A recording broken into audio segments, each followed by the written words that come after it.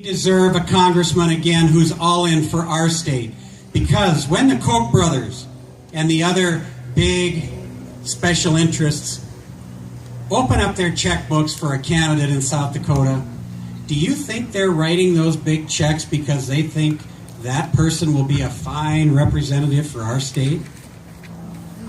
Huh? No. They want that person to be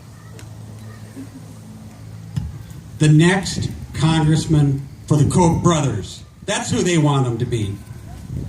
And that's why they're spending $400 million in this campaign cycle so that they can control more and more of our congressmen. And in South Dakota, their guy is Dusty Johnson.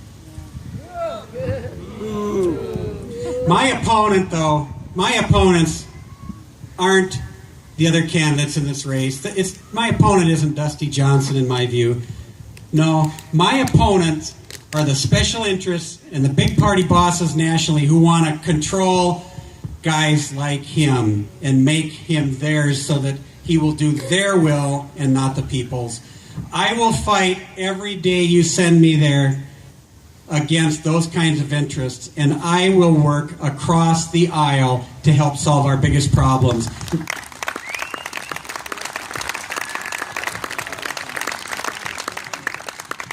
We're not going to get real solutions to affordable health care until we stand up to big pharma and big insurance companies, two of the biggest drivers in costs today. And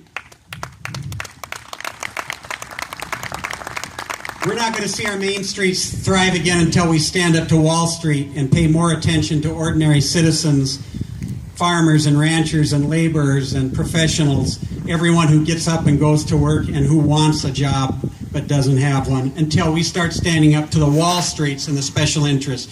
So I'll always call Wall Street out when they're looking for their big tax cuts and special tax treatments, but I won't ever call them up and ask them for money, not for a dime.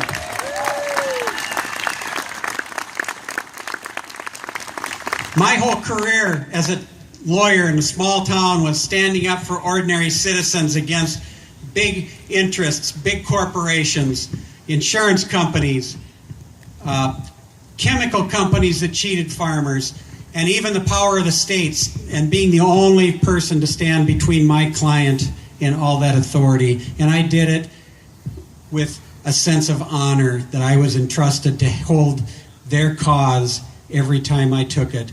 And it's the same sense of honor that I will have to serve as your lone congressman in Washington. We started out way, way behind when we entered this race. Nobody in this state, certainly none of the political pundits, thought we had a chance. But you know, after 14 months, we've been to about 150 communities all across this state, telling our story, listening to people's concerns, their fears, their dreams, their hopes for our state, and conducting town halls in communities all across the state and on the reservations, and taking positions on issues. All across the state, people are hungry for change. This election is a test, ladies and gentlemen. It's a test of a simple premise. Who owns America today? Who owns America today? Is it the special interests and Wall Street? Or is it still we, the people? That's what this election is about.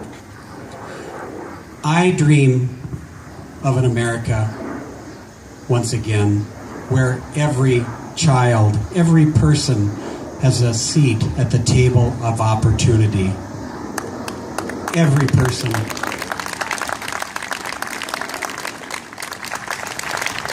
Are handicapped, those who are looking for work, those who go to work every day and look for a job, those who are addicted, those who are mentally ill and need treatment. There's a place for all of us in this country. We need to fight to make it real in their lives, because America works best when it works for all of us.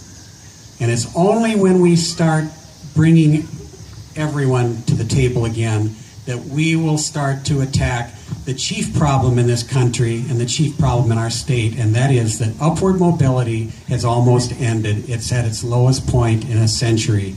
And it's only when we start investing in these people's lives that we will see a change again. This has been a long journey. We have 60 days left. We are vigorously raising funds, and we've raised more than anybody thought we would. And it's all without a dime of special interest money, but we need you more than ever now. Will you be with us these last 60 days? Fight alongside us.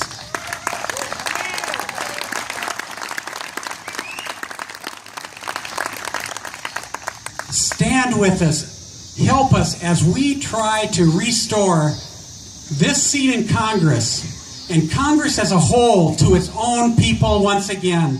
Thank you so much for being here. God bless all of you. Have a great night. Have a great night. Be sure to get out and vote. Help register others. Let's get to the polls and send a message all across the state and nation.